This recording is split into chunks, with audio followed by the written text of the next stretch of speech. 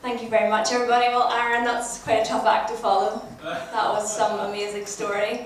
And I actually thought, I'm going to be too emotional to speak now. This story is so amazing and emotional, and that's why we're here, I suppose, as well, to hear people's stories. So my name is Louise Brogan, and my business is Social Bee. And I'm going to talk really about how I started this business and how I built it. Where's my speaker? And there's a lot of people in this room actually that I have worked with and who've come to events that I've run, and I think that's a wonderful thing about Northern Ireland, that you do get a lot of support from other business owners in the community here. But I didn't start out wanting to run a business, though interestingly my dad was an entrepreneur. So my dad had a car hire firm. He ran McKay Cars, which was one of only 2 car hire firms that existed in Northern Ireland in the 70s. There was McKay Cars and McCausland's, because nobody would touch Belfast to hire cars and minibuses for obvious reasons in the 70s and 80s. So but he always said to me, never ever go into business for yourself. So I went off to university in Scotland and did a degree in geography. And I'm the second child in the family, and my dad always said I was the black sheep. And I'm so not a black sheep. Like really my life is I went to university, I was a good girl, I did my A-levels, etc, etc. I'm not a black sheep at all. But in his eyes I was, because I was the stubborn one, and I did my own thing. So I went to university, did a degree in geography, and basically everyone said be a teacher. And I didn't want to be a teacher. So I went travelling, and I went off around the world about 3 times. I went to Australia and did the whole backpacking thing. I did every job you can imagine: fruit picking, cleaning sunglasses, cleaning kitchens in big office blocks, whatever I could do just to keep travelling. And then I thought, I need to go and get a job. And I met some guys on a boat in Indonesia who said that they worked in computers. And I said, what do you do in computers? And they said what they did. And I said, I think that sounds really interesting. I'd like to work in computers. So I came back and I got a job in London working in IT, on an IT help desk, which was 24/7. So I worked basically the night shift. And nobody ever phoned the help desk. There's me and another guy, and we worked from 7 p.m. to 7 a.m. And we might have got 1 or 2 calls a night. And I thought, how am I ever going to learn IT on this job when no one ever asked me any questions? And basically anyone who rang us for help, we said, turn your computer off and turn it on again. And that solved all their problems. And I thought, right, this is not going to work. So I came back here and I went to my dad's. I used to phone my parents every night because I was really miserable in London. And he said, why don't you just come home? And he actually said, me and your mum are going to Florida. Do you want to come with us for a week? And I said, yeah, okay, I'll do that. And then while we were in Florida, we had a bit of chat, and I said, I'm not really happy in London. He says, no, you're not happy, why don't you come home? And I have 2 sisters and a brother, and my dad would have liked us all to just really have stayed in the family home, I think, and never really move out. So I came home and I applied to Ulster University, and I did a master's in computing. And then I got a job in IT as a software engineer in BT. And it didn't work for me at all. I remember somebody coming in one day and doing that Myers-Briggs personality test thing. Has anyone here ever done that? Myers-Briggs? Yeah. So you've got your 4 quadrants, and you've got your personality types, and everybody's a dot in this quadrant, and there's all these dots down here, and there's a dot over here, and the guy says, who's this over here? And I said, that's me. He says, why are you working in IT? And I met my husband at my master's, and literally within about 6 months we had left our jobs, and guess what? Went travelling again, went backpacking for another year.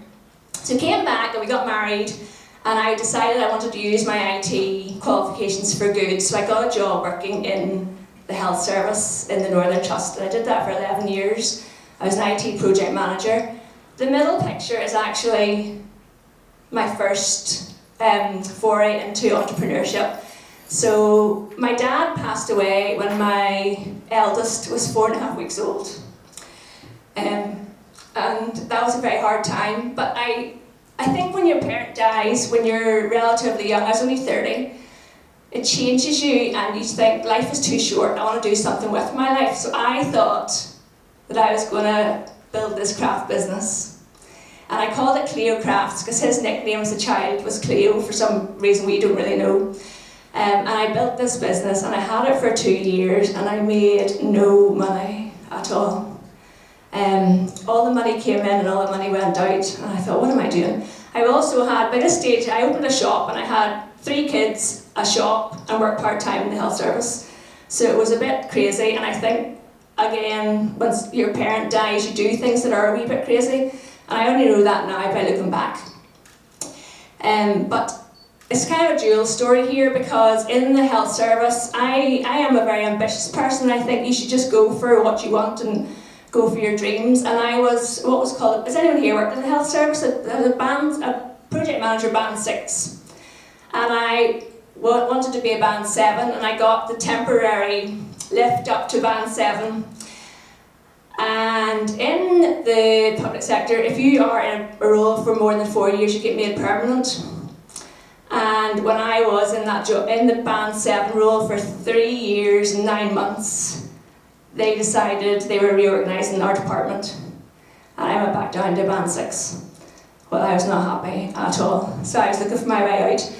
Craft shop was not doing it, but somebody came into my craft shop and said that I was good at social media, and this was back in, I don't even know now, about 6 years ago, and nobody knew how to use Facebook then. Now everybody has a Facebook page for business.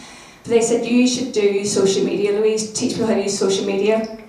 And a very long story short, I quit my job, I closed my shop, and I ended up running my own business. I have a podcast, Social Bee podcast. This is me at number 10 Downing Street last year when I was invited to speak at a small business roundtable with the Small Business Commissioner on the effect of Brexit on small businesses in the UK. Obviously we did not solve that problem, but I think I just wanted to show you kind of the starting out the entrepreneurial journey. This craft shop made no money to actually getting to number 10. And I've been to number 10 twice in my career at Social Bee, so it was definitely a good move. This is a story I wrote for Huffington Post about what happened to me in the health service. And I think for working mums, it's really, really hard. And that's really my resilience story, is when you have kids and you want to work and you want to make money, it's really hard. And actually quite a lot of women start their own businesses when they have a family, because I think sometimes you've got to make your own way, create your own career, and that's what happened to me. So I wanted to really share some tips that I've picked up over the last 6 years in business. And this is me speaking at my own conference that we put on in March this year. I am stubborn. I decided I was putting on a conference in Belfast and just went for it. And there's 3 flyers on the table because we're doing another one. You know, don't rest on your laurels, Louise. But one of the things, the tips and things I learned about business is, what is your why? You need to have a reason that you're doing what you're doing. And my why is my kids. Someone thought that this was a picture I took off the internet. That is actually, I've only 3 kids. My kids and their 2 friends all go into Harry Potter world in their homemade Harry Potter capes. And that's why I have my own business, so that I can work around the kids. And Claire, you were saying you do 70 hours a week. When I started out, I was probably doing, I built the business while I was still working, so I was working in my job and then working in the evening to build the business. I don't even know how I was running on empty. But now I've got to a place where I work when the kids are at school. Although summer holidays are a complete disaster for any entrepreneurial mum, and it's taken me, I'm ready to get stuck back in.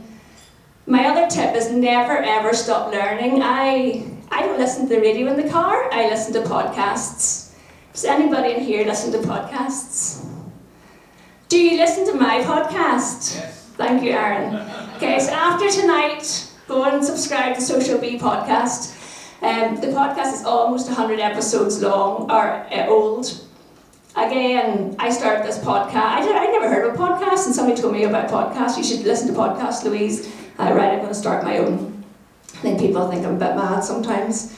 But I run workshops, I have my podcast, and I have online training. My next tip is to get out and network with people, and that's what we're all doing tonight. And we've got a nice bit in the middle to go out and mingle and talk to people and meet people. And one of the things I do is I set up my own networking events. So one of the many things that I've done is I've gone over to England and gone to events and gone to conferences and built my network, not just in Northern Ireland, but over across the whole of the UK. And one of the things that's happened because of that is I became one of 23 Facebook accredited trainers in the UK on this thing called She Means Business.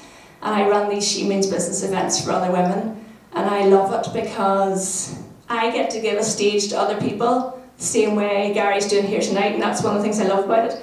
But getting out and meeting people and networking is so key if you're running a business. And the other thing is collaborating, which is what Camilla talked about.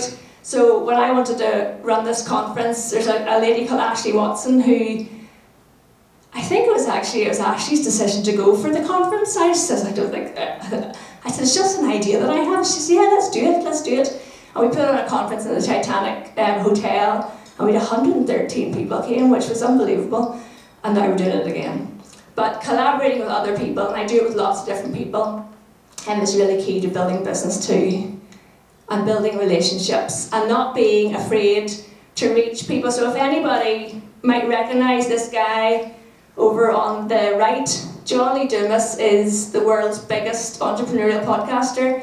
His revenue is, I think he makes like $200,000 a month in business, and I just connect with people because to me, we're all born, we all get up in the morning, we all have to wash our faces, drink water, and we all go to bed, and we all die. There's nobody who's better than anybody else, so why not connect with people and reach out? And that's what I've done, which is why I've been able to bring really world-class speakers over to Belfast. And this guy in the middle, Ian Anderson Gray, speaks on global stages, and he's coming to speak at our event in October, which I can't quite believe he's doing.